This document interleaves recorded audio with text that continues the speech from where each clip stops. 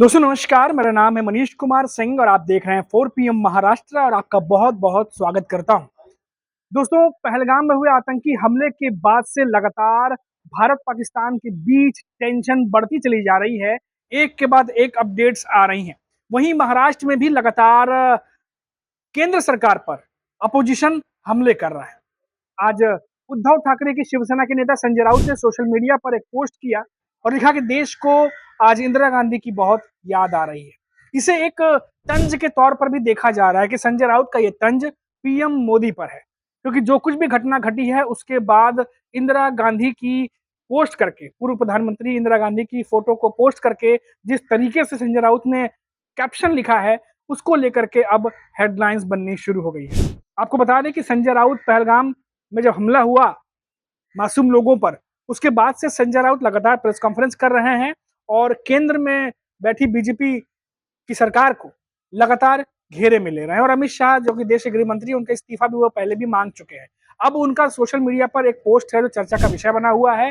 वो है पूर्व प्रधानमंत्री इंदिरा गांधी की तस्वीर, जिस पर उन्होंने लिखा है कि आज देश को बहुत याद आ रही है। और ये बात इसलिए लिखी है कि दोस्तों, आपको याद होगा कि जब 1971 में किस तरीके से पाकिस्तान के दो हिस्से कर दिए गए थे और 93,000 सैनिकों को आत्मसमर्पण करना पड़ा था, जिसके बाद इंदिरा गांधी की इमेज एक मजबूत प्रधानमंत्री के तौर पर उभरी थी। और उसी को याद करके ये जो पोस्ट है वो संजय राउत द्वारा किया गया है।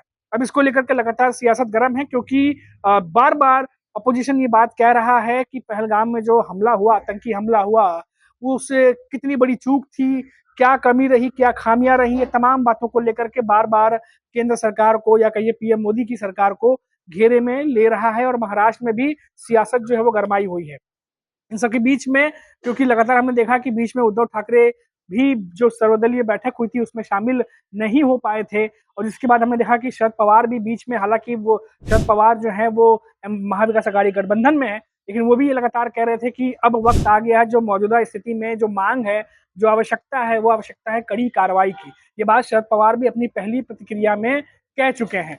और इसके बाद जिस तरीके से उद्धव ठाकरे की शिवसेना लगातार बीजेपी पे हमलावर है और लगातार ये बात कह रही है, वहीं दूसरी तरफ देखिए आप कि जो महायुति के जो नेता है, चाहे वो देवेंद्र फडणवीस हो, चाहे उनके जो सहयोगी दल हो, एकनाथ शिंदे की शिवसेना हो, लगातार ये दिखाने की कोशिश और बताने की कोशिश हो रही है तस्वीरों के माध्यम से कि किस तरीके से वो जो महाराष्ट्र के लोग वहां गए थे उनके साथ वो बराबर कंधे से कंधा मिलाकर खड़े हैं। क्योंकि आप देखिए कि एकनाथ शिंदे श्रीनगर पहुंच गए थे और उनकी वीडियोज जो हैं वो लोगों को महाराष्ट्र लाते हुए, फ्लाइट पे बढ़ाते हुए तमाम वीडियोज जो है सोशल मीडिया पर जो है शेयर किए गए हैं। जिसके बाद लगातार महायुति और बीजेपी के नेता ये कोशिश कर रहे हैं बताने की कि इस घड़ी में भी, दुख घड़ी में भी हम जो है देशवासियों के साथ में है और जो कुछ भी हो रही है चीजें, उसमें हम बड़े फैसले और कड़े फैसले ले रहे हैं। लेकिन दूसरी तरफ जो अपोजिशन है वो भी लगातार जो है वो सरकार से सवाल कर रहा है, क्योंकि जो पहलगाम में जो हमला हुआ, क्योंकि वो बॉर्डर से बहुत अंदर पड़ता है और वहां पर इस तरह का हमला होना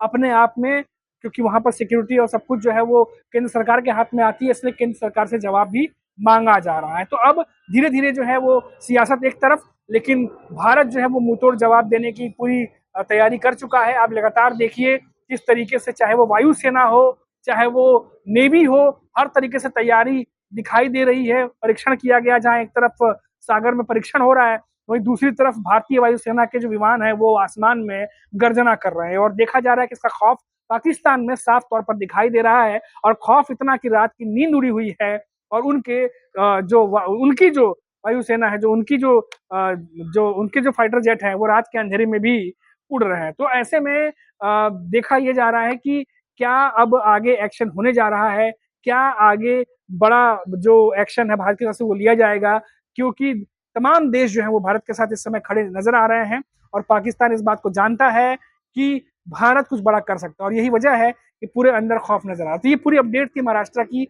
जो लगातार हम आपको लेके दिखाते रहते हैं। अभी तक इतना ही, आप देखते रहिए 4 PM महाराष्ट्र। नमस्कार।